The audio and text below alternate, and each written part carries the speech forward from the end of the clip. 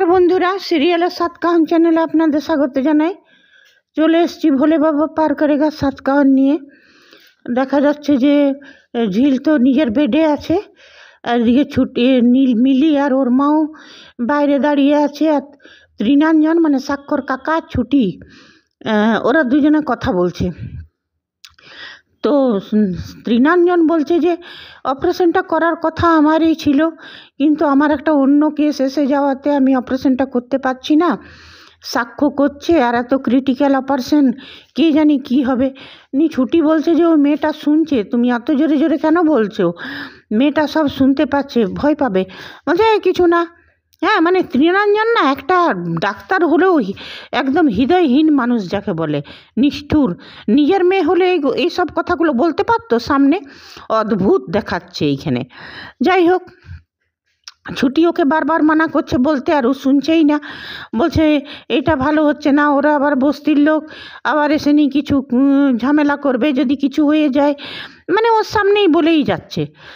তখন তারপরে ওরা এলো ঝিলের কাছে নিয়ে। ছুটি বলছে ঝিল ভয় পাস না, ভয় পেও না, কিচ্ছু হবে না, সাক্ষ্য খুব ভালো ডাক্তার, খুব ভালো অপারেশন করবে। তখন বলছে যে হ্যাঁ, আমি সাক্ষ্যকে মানা করেছিলাম যে অন্য ডাক্তারের কাছে রেফার করে দে, যদি কিছু হয়ে যায় তখন ওর বস্তির লোকরা এসে ঝামেলা করবে। হ্যাঁ, এইসব কথা আবার ঝিলের সামনে বলতে লাগলো। ছুটিরও অস্বস্তি হচ্ছে এইগুলো বলতে, শুনতে। ছুটি ওকে মানা করছে কিন্তু তৃণাঞ্জন শুনছে না। এদিকে মিলি আর মিনিও এসে গেছে, ঝিলের মা।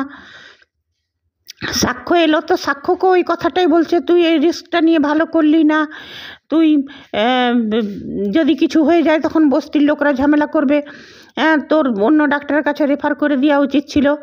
তখন বলল যখন মেজো কাকা, যেটা আমি পারবো সেটা আমিই করব।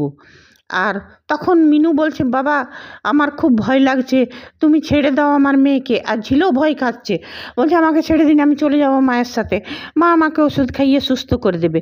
আর ওর মাও বলছে আমি ঠাকুরের কাছে পুজো দেব, আমি ওই ডাক্তারের পুড়িয়া খাবো, মেয়ে সুস্থ হয়ে যাবে, আপনারা ছেড়ে দিন, আমি নিয়ে যাই আমার মেয়েকে। তখন সাক্ষ্য বলল যে না, ছেড়ে দেব না। বলছে এখান থেকে নিয়ে যাওয়ার আপনাদের কোনো অধিকারই নেই। বলছে বাবা কাল তুমি যে কথাটা বলেছিলে সেটা তো তুমি মন থেকে বলোনি। হ্যাঁ, তখন বলছে না আমি মন থেকেই বলছি।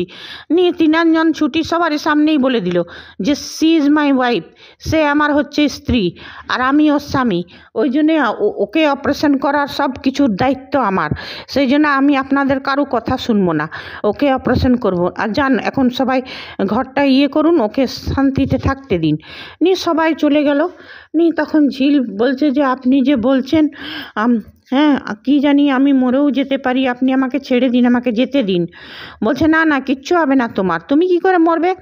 তখন বলছে যে হ্যাঁ ঠিকই আছে, হয় বাঁচবো না হয় মরবো। বলছে এই তো, এই দুটোর মধ্যেই একটা হবে, একটা হয় বাঁচবো না হয় মরবো। এই তো খুব ভালো কথা ঝিল, তুমি মনের জোরটা রাখো। তখন বলছে হ্যাঁ। তারপর বলছে দেখুন না, আমি ঝিল বলছে যে আমি একটা আছে নূর বুড়ো, ওকে আমি টাকা দিই, ওর তো কেউ নেই, ওকে টাকা দিই 1000 টাকা করে, তাই কোনো রকমেও খায়। নূর বুড়োকে আমার বন্ধুদেরকে বলেছিলাম ব্যাগটা এনে দিতে, সেও দিল না, আমি কোথা থেকে ওকে দেব, যদি মরে যায় তো বলে দিবেন যেমন দিয়ে দেয়। হ্যাঁ, সেই জন্যেই। বলছে না না, তুমি মরবে না, তুমি কেন মরবে। তখন বলছে যে তারপর আবার ঝিল বলছে না যদি মরে যায়। বলছে হ্যাঁ। তারপর বলছে যে বেঁচে থেকেই আমি কি করব বলুন, আমার চলে গেলেই ভালো। তখন বলছে না না, বলছে আপনার বিয়ে হবে কি সুন্দর। বলছে হ্যাঁ, আমার বিয়েতে তুমি নিশ্চয়ই থাকবে, আমার বিয়েতে তোমাকে নিমন্ত্রণ করবো, তুমি আসবে। তখন ঝিল বলছে যে হ্যাঁ, আপনার বিয়েতে আমাকে নিমন্ত্রণ করলে তো আমি যদি বেঁচে থাকি তো জরুর আসবো। তো বলছে এই তো ঠিক কথা বলেছো, আমি নিমন্ত্রণ তোমাকে করব, তুমি নিশ্চয়ই আসো আমার বিয়েতে। তখন ঝিল বলছে যে এটা তো সত্যি কথা, চৈতি ম্যামের তো কোনো দোষ নেই, উনি আমাকে পছন্দ করবে নেই কেন বলুন। বলছে এখানে চৈতি। বলছে হ্যাঁ, চৈতি ম্যামের সঙ্গে তো আপনার বিয়ে হওয়ার কথা ছিল, কিন্তু আমি মাঝখানে এসে ঢুকে পড়লাম, সেই জন্যে আপনাদের বিয়েটা হলো না। ঠিক আছে, আমি যদি ভালোও হয়ে যায় তবে বিয়েটা করে নেবেন। তখন বলছে যে হ্যাঁ আমি বিয়েটা করে নেব।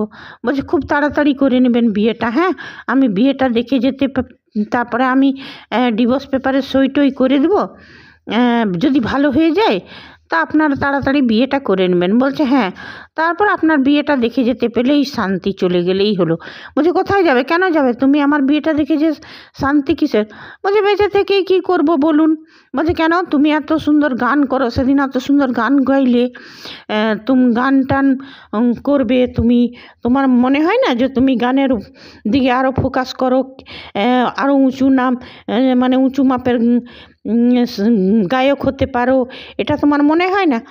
বলছে না, কী করে মনে হবে বলুন, ওই কোনো চেয়ে চিনতে একটা দুটো প্রোগ্রাম পায় তাতে কি হয়, তারপরে হয়তো একদিন আমার ব্যান্ডের আমার বন্ধুদের বিয়ে হয়ে যাবে এক এক করে,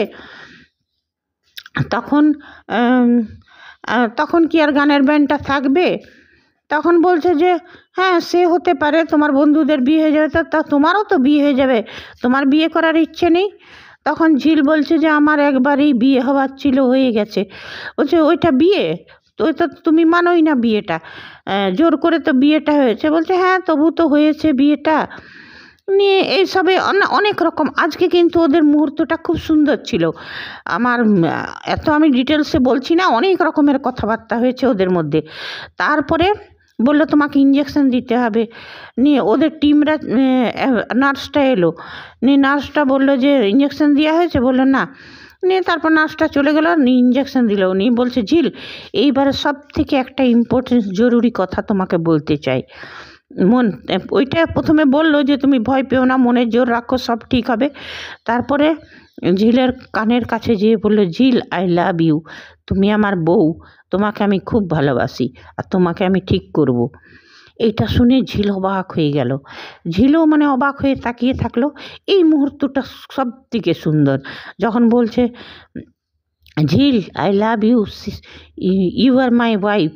এত সুন্দর লাগলো কথাটা শুনে, আর ঝিলও অবাক হয়ে গেল এটা শুনে। তারপরে দেখা যাচ্ছে ওদের টিমটা সব এলো, যারা অপারেশন করবে। নিয়ে তারা বললো যে আপনারা রেডি? বললো হ্যাঁ। বললো যে একটা লাস্ট ইঞ্জেকশন দিতে হবে। তখন ঝিল ওদেরকে দেখে ভয় পেয়ে গেল, বলছে বাবারে আমার সেই মাথাটা খুলবে, মানে সাক্ষ্য ওকে ভয় খাইয়েছিল, তোমার মাথাটা খুলে পোকাগুলো বার করা হবে, ওই পোকাগুলোতে। তারপরে এটাও বলেছিল যে তুমি এত ডাকাবুকো মেয়ে আর একটা সামান্য অপারেশনকে ভয় করছো। বলছে না অপারেশনকে ভয় করছি না, কিন্তু অপারেশনের পর অনেক ইঞ্জেকশন দেয়, তো ওই ছুঁচ ফুটাকে আমি খুব ভয় করি। তো হ্যাঁ বলছে তোমার মাথার পোকাগুলো বার করব, যেগুলোতে দুর্বুদ্ধি এঁটে থাকে সেইগুলোকে মারবো, এসব মজাক করে বলেছিল। তারপরে ওই ডাক্তারগুলোকে বলছে বাবারে এখনই আমার মাথার খোপড়িটা খুলবে নাকি, আমার তো খুব ব্যথা লাগবে।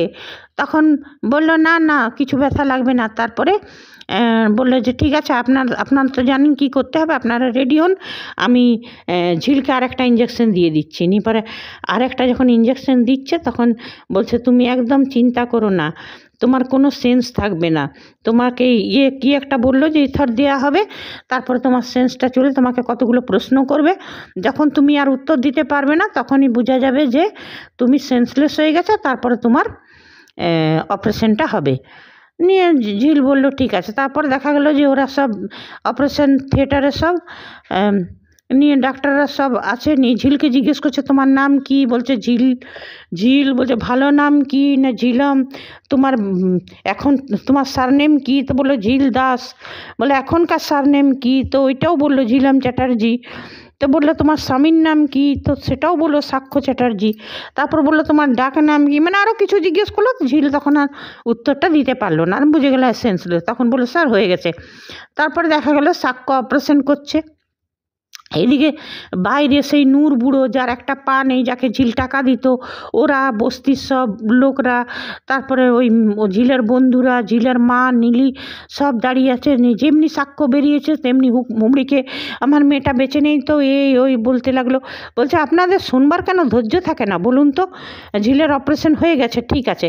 বলছে হ্যাঁ হ্যাঁ এখন তুমি বলতে পারছো না, কিছুক্ষণ পরে তোমরা বলবে যে কিছুক্ষণ পরে আবার বলবে যে না ও বেঁচে নেই, হ্যাঁ আমরা কিছু করতে পারলাম না। তখন সাক্ষ্য বললো যে তোমরা খুব বেশি টিভি সিরিয়াল দেখো না, আর সিনেমাতে এসব হয়, সত্যিতে হয় না।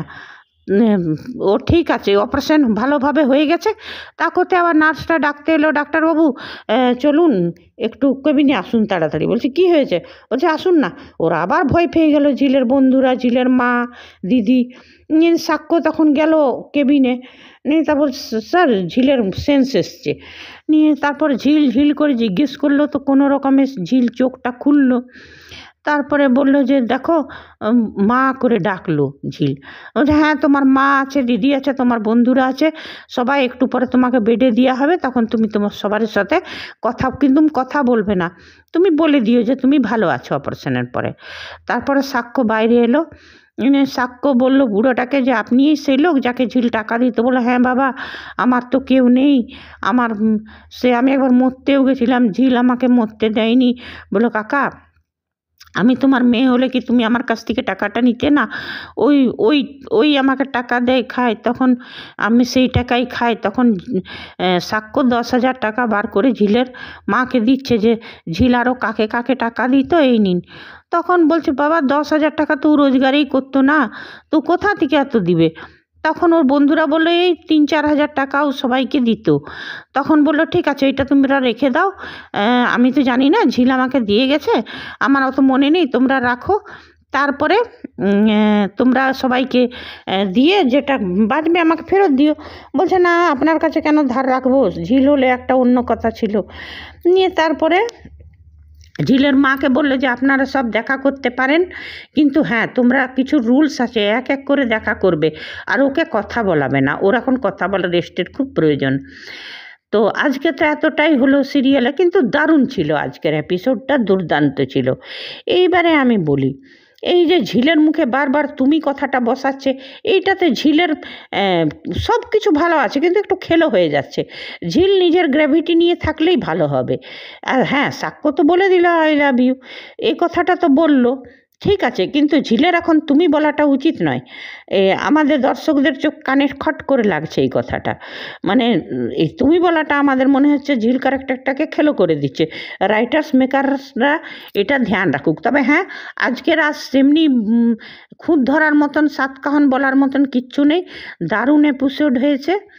আর ভগবান করুক যে আগামী দিনগুলোতেও দারুণ এপিসোড হবে।